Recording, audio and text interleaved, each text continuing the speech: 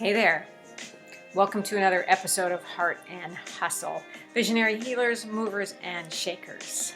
I am your host, Paulette Rees-Denis, here to bring you magic makers from around the globe, people who are creating change, who have small businesses, large businesses, hobbies, but they are creating the life of their dreams. And that, my friends, is what living is all about. So let us know how you like this episode. Please subscribe, and we'll see you there. Thanks for joining. Hello, beautiful people. Welcome to another episode of Heart and Hustle. I am Paulette Rees-Denis. I am your movement motivator and your passion instigator, and we are here interviewing people who are creating change, who are living the life of their dreams, who are making an impact in the world. Also movement motivators and magic makers. And I just love bringing these people to you, my friends. As you know, this is my 6th year of creating this podcast. And today I have Karen Blaine with us. I'm so excited, Karen, to meet you. Oh, it's so nice to meet you as well. Yeah. And have you here and share some of your story with all of us. So for those of you who are new to me, I am a lifestyle coach for creatives. I am an author as well, a poet. I have published 4 books. I run a global dance company that I've run for 30 years and have been doing this podcast, like I said, for 6 years. I teach writing, I teach dance and yoga, and I love empowering people to be their best selves. Especially as we get older, I feel like it's so important to step into these new changes and envision a different life, a life that we want to live now as we get older. Right. Right? And take care of ourselves and live in fullness and wellness and that's why I get to bring all these wonderful people to you. So Karen is with us today. She's also in California. Uh, and that's great. So we're on the same time frame thing. Sometimes I have people from all over the globe and it's all crazy times. I So, bet. so Karen, yay, welcome, welcome, welcome. And share some of your story with us. What are you doing? What's making the world go round for you? For me, it's just been this for the last couple of years actually, where I've had this creative process and I can't seem to stop wanting to share it with Good. with the world. And hopefully I can help others, and that would be the ultimate for me to be able to do that and give some of my own input that I have worked on for a lot of time now. I have 7 books done. 7. Woo! I'm working on my 5th one. That's great. Yeah, it's exciting, isn't it? Yeah. So do you feel like that's mostly your calling now is to be the writer and to share um, tools Yes. and education and stuff with people? Yes. Yeah. It's to kind of finally, for people who sort of missed out on figuring out where they could go and become their best selves, like you were talking about, especially as we're older. This is a way of saying, I can do this. This is doable. And what she's saying, I can understand it, and I can learn from it, and I can do it as well. So Cool. That's great. And you're also so you're a hypnotherapist I am. and an intuitive. I am. Yeah. So talk to me about how those worlds mesh. Well, I've always been a person who delves into the subconscious almost more than the conscious mind. So for me, it's as if you can learn more by mastering your subconscious. What can you get out of it? What can you grow from it? Where can you heal from it? All those areas are in the subconscious, and in my mind. I Some people say 90% of our brains are are in the subconscious. So I really am a big believer that once you can heal a lot of the things that have been in our subconscious since we were little kids, more so than even maybe just, I mean, I'm not saying there's anything wrong with psychotherapy. I think it's great. I've had them many times over my life. But I think that it's also really important to know that going to your subconscious is an important way of learning about yourself. Well, it's stepping into your core. It's stepping into your heart, your soul, your spirit, your higher self, right? You're absolutely, absolutely. And I think in the books I've written, and I think the one we were thinking about was You Are Not Alone, which so many people today feel so alone. Right, right, right. Oh, and because of COVID, Oh, yes. And that's kind of made it so much worse, so much worse. yeah. And I'm an introvert. So for people like me, I do think that COVID made it harder because it was like, okay, I'm not going anywhere and this makes it easier. But I did start to write more and more. So I knew I was getting Oh, somewhere. yeah. It just wasn't what everybody else was doing. Oh, I can't wait. I can't wait to go to dinner with all my friends and stuff. That wasn't me. I mean, that wasn't me. But at least I was able to really focus on what I thought was important. And so that was saying things like, are you being your authentic self? Are you learning about your authentic self? Being, are you living your life with a sense of being congruent, so Hmm. that you can match up your thoughts processes along with your feeling processes so that they sort of go hand in hand. And you know then that what you're saying and doing are the right ways to be, because what will happen is you will feel a lot more, you'll feel like you're gelling. You'll feel like you are truly, finally, being one with yourself. Yeah. The more you feel one with yourself, maybe in some ways, the less introverted you are, because you can say, hey, I am that person. I can be authentic and I can be resilient. So I think that I can do this. I will do this. I will step out of that comfort zone and I will do this. So, Yeah, I just see so many people, and even myself included, sometimes it's been so easy since COVID to stay home, shop online, yeah, for sure.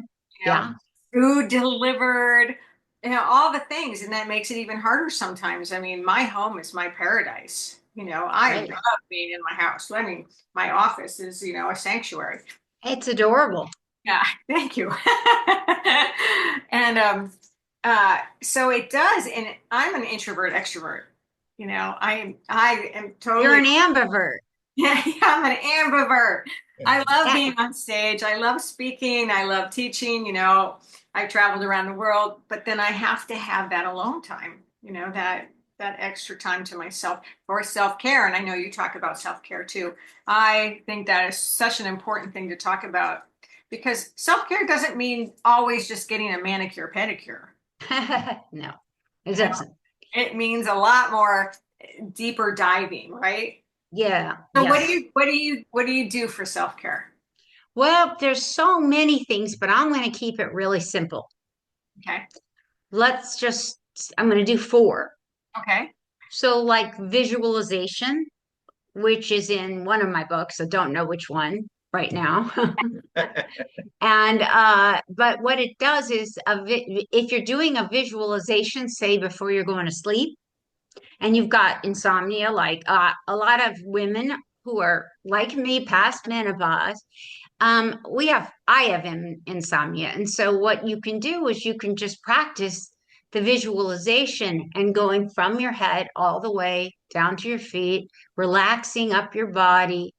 And you can really try to make sure that you have the ability to feel that sense of peace. Hmm. And that sense of peace is more important than doing your nails. Most of the time. Most of the time. I mean, it's an extravagance, but it's Oh, good. It's you're all welcome to it. Mine are terrible, and maybe I'm just saying that because I'm jealous. I don't know. But another one is for me is mindfulness. So important, right? I think you probably know what mindfulness is. And Absolutely. I mean, it's a huge buzzword these days too, though. So, absolutely. so Yeah. tell us your definition or So my true definition is mindfulness means every moment of every day. And that's a lot, right? It sounds like, how can you possibly do that? Well, you're going to try to do it. So that means if you're getting on an airplane, or it means if you're going to go swimming, or it means if you're going to talk on the phone, or do a show like this one with you and you're lovely. You're going to make the most of it. You're going to be mindful that this is being important. It's an important way to live your life. Go ahead. And you're living in the moment. right. Well, Absolutely. that's it. I'm just going to bring up two things. It's like being super present, Yes. and Yes. it's also doing the things that rock your boat. Absolutely. Yes. It's like, why would you Yes. spend your time doing something that is just like, you know? And And if I'm going to you talk know, to you and I'm like, reading my phone or whatever, it's like, that's not the way to live. no, and mindfulness is showing us importantly to trying to stop all that stuff that isn't mindful. But yet it does. There, I love Cahill Gibran. I don't know if you know who he Yeah, is. absolutely. And he talks about people who are doing anything, like they might be bricklayers, whatever it is they're doing that might maybe even be boring to them. He says your job and your mindfulness technique is to make it an exciting adventure. Yes. This is something you're lucky to be doing. This is your mindfulness. I think And so go many ahead. people have lost that. They have a job that they don't like and they just are ho hum and they're, waiting on people or throwing, things around or whatever. It's like, no, make it the most beautiful thing, be of service and make it beautiful or don't do it and do something else. Exactly. And you have it exactly what mindfulness is. So obviously you've done this for a while. Yes. Okay, so what's the next thing? Visualization, mindfulness. Mindfulness, affirmation for sure. So many of us have been, I will say it, majorly screwed up as kids, and we haven't been able to get past it. We just can't. No matter how much therapy, we just can't seem to get past that feeling of being good enough, that we're worthy. Mhm. So what I suggest, and I'm sure other people have, but what my suggestions are to say in a mirror, I am worthy to yourself every day, maybe 10 times a day. I love and accept myself. I believe in myself. There's so many. You can write them down if you want, but you want to start to say them so often that you start to reframe the old negative tapes that so many of us have who didn't necessarily have the best upbringing, and starting to say, I am good enough over and over again. And it really starts to make a subconsciously, it's again with my subconscious, but it starts to make a difference. It's like your brain doesn't know real from not real. It Right. hears you. It hears you. And I think that's so important. And I know, some people go, oh, that's so silly. I'm not going to sit there and tell myself I love myself. And it's like, well, if you don't love yourself, nobody else is gonna. Right. Right? And so many people honestly are so have such a they'll own it. They'll admit that they don't believe enough in themselves. And so I say to myself and them, then come along with me. Start to say whether it sounds funny or not. I love myself. I love me. Yeah. I mean, I think I'm fabulous. I love myself. You know, I couldn't do what I do if I didn't have those beliefs. That's awesome. That's And amazing. likewise with you. So, I hope you guys are listening to this out here in Heart and Hustle Land. That's really good. Okay, what's the fourth thing? Meditation. Meditation. Right. We all know how to do it, but there are actually three kinds of meditation. But here's the truth, and it's my problem probably because you can go with the other two. But the last one is when you take a personal meditation. So this is instead of doing the affirmation against for instance, against The mirror. mirror, exactly, and saying, in your affirmation, so you have a little affirmation saying, I am worthy. You could pull it out of your pocket, say you're working. You could pull it out at lunch. And you're just saying, I am worthy. I am worthy. And it's similar to well, it's not really meditating. That sounds like it's more affirmation, but it also can be a sort of a meditation. It's like a mantra. It's like a mantra. Yes. But you said there's three kinds of meditation. So, what are those three kinds to you? One, I can't even pronounce the name, but it's a really hard one. So they don't even do it, I don't think, in America too much. And one's called Bija mantra. And that's when you do that's when you do the um kind of like the chanting type of meditation, Okay.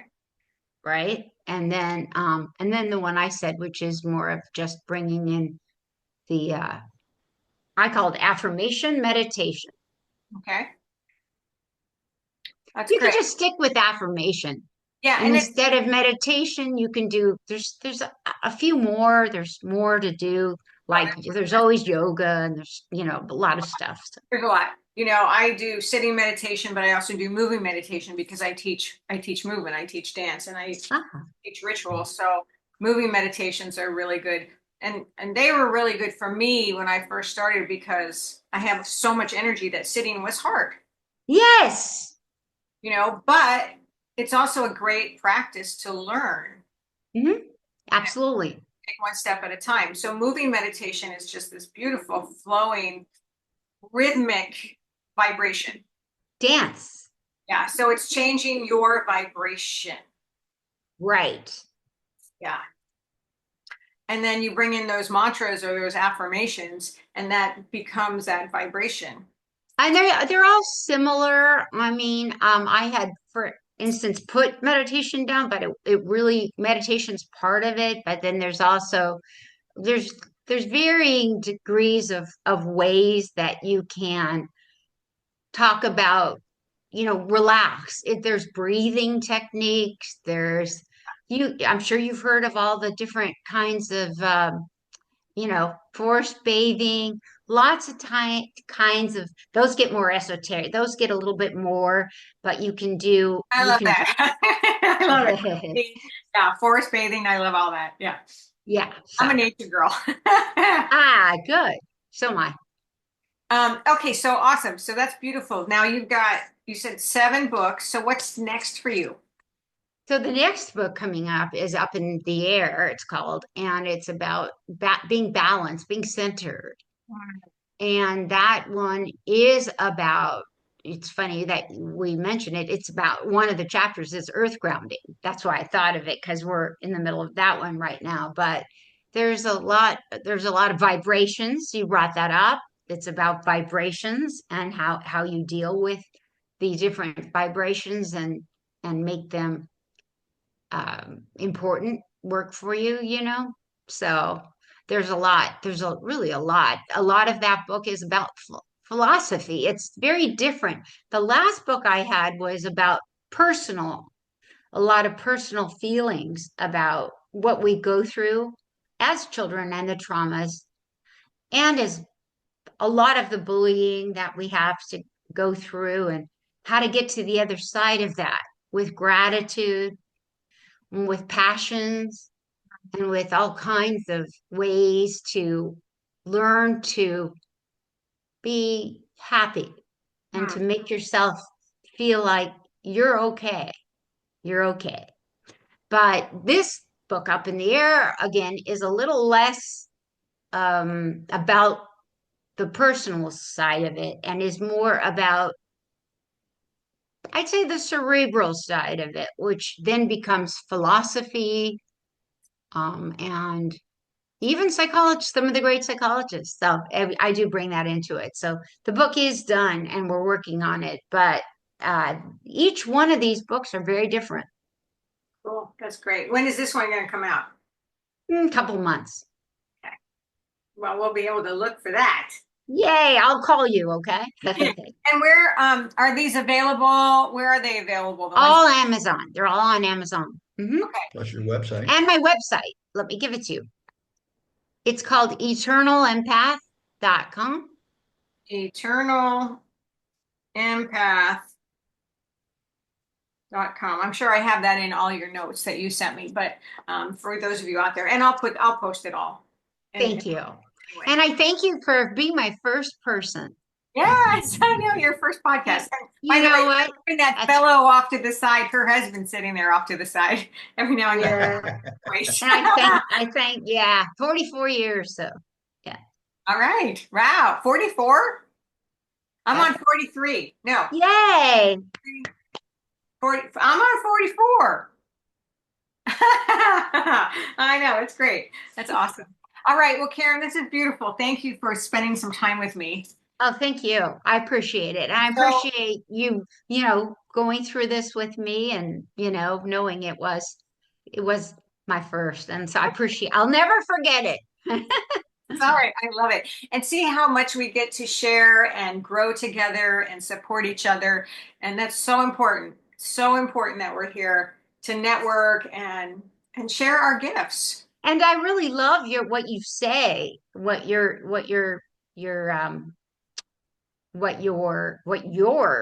I should say, mine's Eternal Empath, but your entire website. I'm losing my brains.